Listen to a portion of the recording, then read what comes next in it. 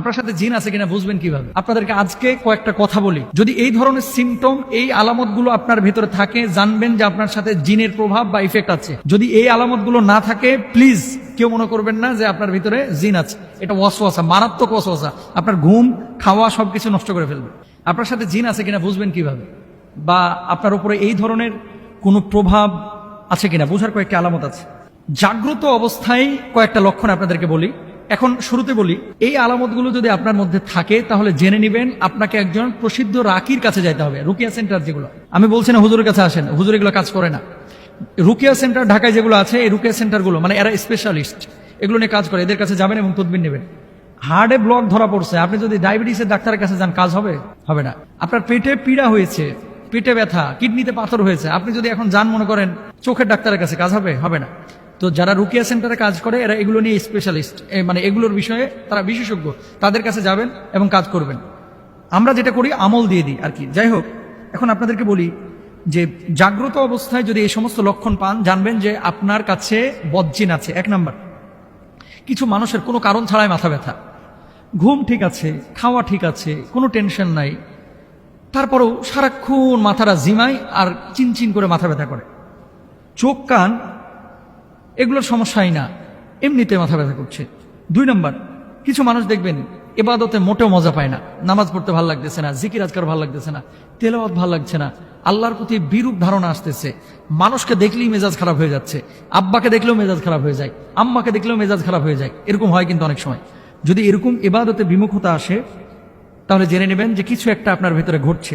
তিন নম্বর, মেজাজ বিক্ষিপ্ত হয়ে থাকা এবং সবসময় মেজাজ একেবারে হট টেম্পারে থাকা। ভালো কথা, আপনি সালাম দিচ্ছেন, কিছু লোক দেখবেন আসসালামু আলাইকুম বলার পরে সেট করে ওঠে, কার জিনিস পাও না খালি সালাম দাও, আছে এরকম। খাবারের কথা বলতেছেন, একেবারে সেট করে ওঠে, মানে রাগে যাচ্ছে, খুব রূঢ় আচরণ করছে, উগ্র মেজাজে আচরণ করছে। 4 নম্বর। 5 নম্বর, অনেক সময় খিঁচুনি বা মৃগী রোগী যেগুলা রয়েছে, মৃগী রোগ এটা অনেকেরই রয়েছে, আর অনেকে খিঁচুনি এই যে জিনের প্রভাবে কিন্তু অনেক সময় হয়ে থাকে।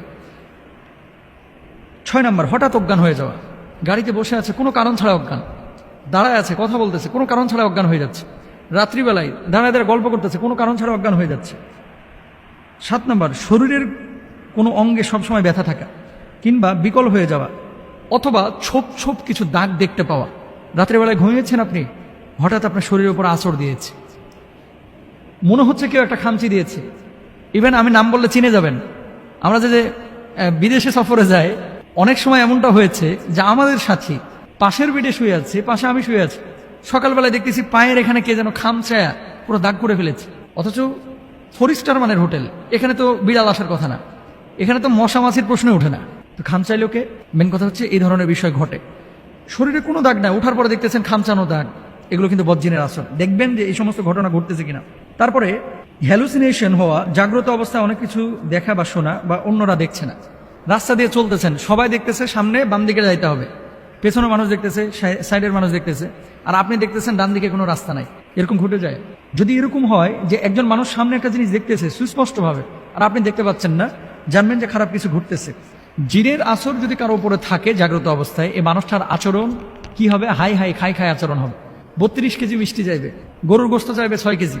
আমি রাজশাহীতে দেখেছিলাম জিনের তদবির করতেছে কবিরাজের সামনে জিন বলতেছে যে আমারে এখন টাঙ্গাইল থেকে 8 কেজি ওজনের মিষ্টি এনে দিবি, নাহলে আমি সরতাম না। কথা বুঝতে পেরেছেন? 8 কেজি ওজনের মিষ্টি চাইতেছে। 8 কেজি ওজনের মিষ্টি খাওয়া সম্ভব না। তো যাই হোক, অনেকক্ষণ তার সাথে কথা বলার পরে কবিরাজ বলল যে আপনি 4 কেজি এনে দেন। বিশ্বাস করেন, এক ব্যক্তি দাঁড়ায়া ওখানে বসে 4 কেজি খাইতে পারে নাই, 3 কেজি খাওয়ার পর বলে যে এটা রাইখা দে, পরে খাবো। তার মানে কি? এটা মানুষের স্বাভাবিক আচরণ না, অস্বাভাবিক আচরণ। এই সমস্ত যদি সিমটম দেখেন, একটু পরামর্শ করবেন, রুকিয়া সেন্টারে যাবেন ইনশাআল্লাহ তাআলা। আরেকটা বিষয় আপনাদেরকে বলি, তাহলে এই সমস্ত জিনিসগুলো যদি আপনারা পান তাহলে জেনে নেবেন জাগ্রত অবস্থায় যদি এরকম কোনো ঘটনা ঘটে, জেনে নেবেন সে মানুষটি জিন দ্বারা আক্রান্ত হচ্ছে, তাহলে রুকিয়া সেন্টারে যাবেন। আর ঘুমন্ত অবস্থায় কিছু বিষয় আছে, এগুলো অন্য দিন আমরা বলবো ইনশাআল্লাহ। কারণ আন্নাউমু কাল মাউত, ঘুম হচ্ছে মৃত্যুর মতো। তাহলে আল্লাহ তাআলা আমাদের সবাইকে বুঝার তৌফিক দান করুন।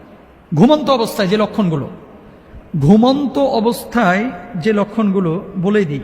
এমন কিছু অবস্থা রয়েছে যে অবস্থাগুলো ঘুমন্ত অবস্থায় যদি হয় তাহলে জানবেন যে জিনের আসর আছে। 1 নাম্বার, নিদ্রাহীনতা। কিছু মানুষের ডে বাই ডে শরীরটা খারাপ হয়ে যাচ্ছে এবং ঘুম আসছে না, কোনো কারণ ছাড়াই ঘুম আসে না, কোনো টেনশন নাই, কিচ্ছু নাই। 1 নাম্বার। 2 নাম্বার, উদ্বিগ্নতা, যার জন্য বারবার ঘুম ভেঙে যাওয়া, কিছুক্ষণ পর পর চমকে ওঠা। কিছু মানুষ দেখবেন ঘুমাতে গিয়েছে, বিছানার উপরে দাঁড়িয়েছে, শুয়েছে, শোয়ার পরে চোখটা বন্ধ এসেছে, আটকে ওঠে, বারবার আটকে উঠছে, বারবার আটকে উঠছে। খারাপ লক্ষণ। হয় ডাক্তারের শরণাপন্ন হন অথবা আপনার রুকিয়া সেন্টারে যান। 3 নাম্বার, বোবাই ধরা। বোবা যখন ধরে তখন তো মাশাআল্লাহ ডাকছেন, পাশের ভাইরে কিলায় উঠাইতে পারতেছেন না, অথচ আপনি কিলাচ্ছেন না, কিন্তু মনে হচ্ছে আপনি কিলাচ্ছেন, ধাক্কাচ্ছেন, মারে ডাকতেছেন, বউরে ডাকতেছেন, কেউ সাড়া দিচ্ছে না। বোবা জিন ধরে। এই বোবা ধরার পেছনে মূল কারণ হচ্ছে অপবিত্রতা আর নামাজ কালাম ঠিক মতো না পড়া। আর যেই বিছানায় খান ওই বিছানায় আপনার পোলায় মুতে, ওই বিছানায় আবার ঘুমান, পরিষ্কারও করে না অনেকে ঠিক মতো, মাইন্ড করেন না। অপবিত্র বিছানা যত বেশি হবে সেই বিছানায় বোবা জিন তত বেশি আসবে। আল্লাহ বুঝদান করুন। এরপরে ঘুমের মধ্যে কিছু লোক দেখবেন প্রায় কথা বলে, চিৎকার করে ওঠে, এগুলো ভালো লক্ষণ না, জিনে ইফেক্টের লক্ষণ।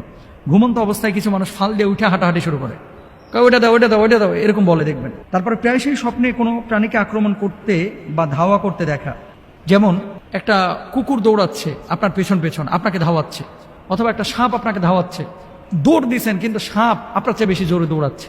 এই সমস্ত জিনিস স্বপ্নে নিজেকেও কোনো উঁচু জায়গা থেকে পড়ে যেতে দেখা। বিকালবেলায় উঠছিলেন গোলাপ ফুল পারতে 6 তলা বিল্ডিং এর ছাদের উপরে, গোলাপ ফুল তো ছিঁড়তেই পারেন নাই, দেখা যাচ্ছে কি আপনি ছাদের থেকে পড়তেছেন পড়তেছেন পড়তেছেন, কেউ ধরেন, পড়া শেষ হয় না, 1.5 ঘন্টা হয়ে গেছে।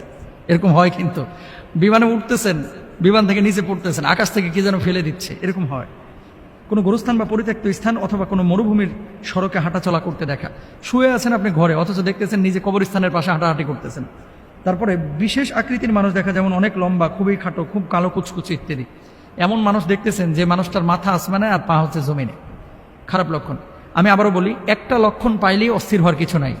যদি এরকম হয় যে একটা লক্ষণ পেয়েছেন, আপনি এই যে শরীরটার বন্ধ করার 1 নম্বর উপায় হচ্ছে আয়াতুল কুরসি পড়ে হাতের তালুতে ফু দিয়ে শরীরটা মুছে দিবেন 5 ওয়াক্ত নামাজের পরে।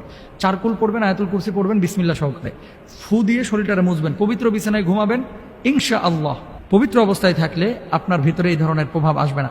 এরপরেও যদি এরকম অসংখ্য আলামত আপনার শরীরের মধ্যে চলে আসে, রুকিয়া সেন্টারে যাবেন, চিকিৎসা নেবেন ইনশাআল্লাহ।